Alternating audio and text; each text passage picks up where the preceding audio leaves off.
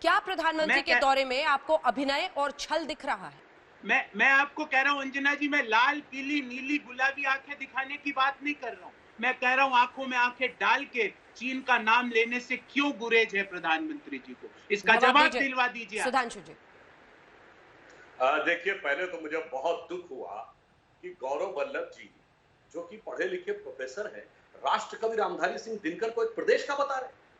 अरे भूल जाइए, प्रदेश आपकी पार्टी से राज्यसभा सांसद रहे थे जनाब, कांग्रेस से राज्यसभा सांसद रहे थे, और एक दौर में वो एचआरडी मिनिस्टर बनने की बात हुई थी।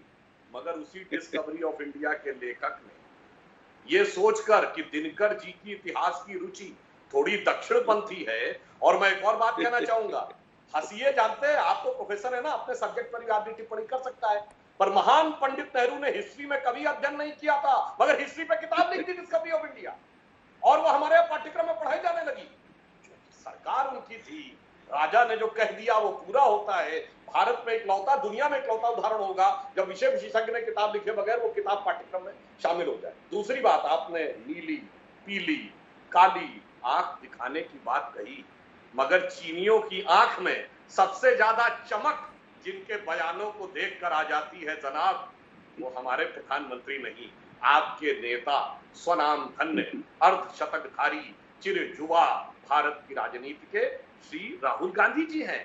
चीनी मीडिया में उनके बयान कितनी प्रमुखता से छपते हैं, रेड भी डॉट लगता है, ब्लू भी डॉट लगता है, हाईलाइट भी किए जाते हैं, कितना अच्छा। अब तीसरी बात, आपने कहा चीन का नाम नहीं लिया, आपके नेता मनीष तिवारी ने क्या कहा कि इंदिरा जी गई थी तो पाकिस्तान के दो टुकड़े हुए थे, पाकिस्तान को बचाना चाहते हैं क्या?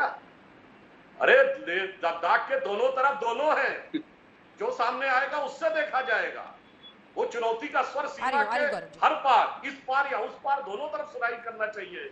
आपकी हमदर्दी इस पार के लिए समझी जा सकती है और उस पार के लिए खिसियाहट समझी जा सकती है।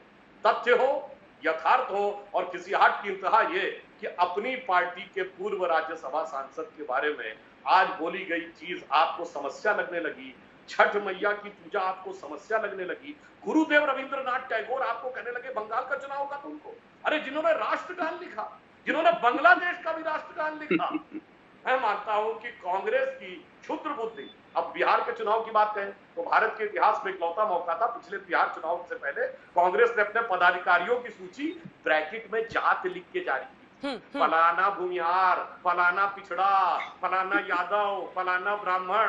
तो चुनाव हो या बिहार हो, आपकी बुद्धि के ऊपर पता नहीं अप्रतिम प्रहार कहां से हो जाते हैं। ये मेरी समझ से परे। ठीक है, इस पर गौरव जी रिएक्शन देंगे, लेकिन उससे पहले एक सेकंड सर, खबर इस वक्त आ रही है, चीन की औपचारिक रूप से पहली प्रतिक्रिया आई है जिसमें ये कहा गया है कि चीन की नीति को विस्तारवाद की नीति कहना सही नहीं है। जी हाँ, चीन ने इससे पहले भी विदेश मंत्रालय के हवाले से यह कहा था कि दोनों ही देशों के बीच में कूटनीतिक सैन्य स्तर पर बातचीत चल रही है, कोई भी एक पक्ष इसको बिगाड़ने की कोशिश ना करे। पीएम मोदी के बयान पर चीन की पहली प्रतिक्रिया, आप इसे कह सकते हैं, चीनी दूतावास का यह बयान है जिसमें यह कहा गया है कि चीन की नीति को विस्तारवाद की नीति कहना सही नहीं है।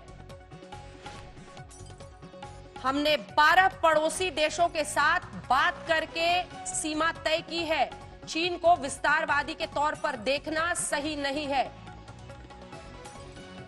ये चीनी दूतावास के हवाले से प्रधानमंत्री के संबोधन पर प्रतिक्रिया आई है। जल्दी से गौरव वल्लभ जी, आपका रिएक्शन। आप बार बार ललकारते हैं कि चीन का नाम नहीं लिया, बिना नाम लेते तो इतनी बौखलाहट चीन में दिखाई दे रही है। उन्हें समझ में आ रहा है कि विस्तारवादी नीति अगर कही है तो ले जाके चीन के लिए ही कही होगी, लेकिन कांग्रेस पार्टी को समझ नहीं आ रही। अंजना जी, मैं तो ये कह रहा हूं कि विस्तारवाद की नीति गलत है। आपके शो में बैठ के मैं तो प्रधानमंत्री जी की विकासवाद की नीति को सही मानता हूं, पर विकासवाद की नीति असत्यवाद के साथ नहीं चल सकती। असत्यता के साथ तो सिर्फ विवाद हो सकता है, कोई भी नीति या कोई भी वाद असत्यता के साथ नहीं चल सकता।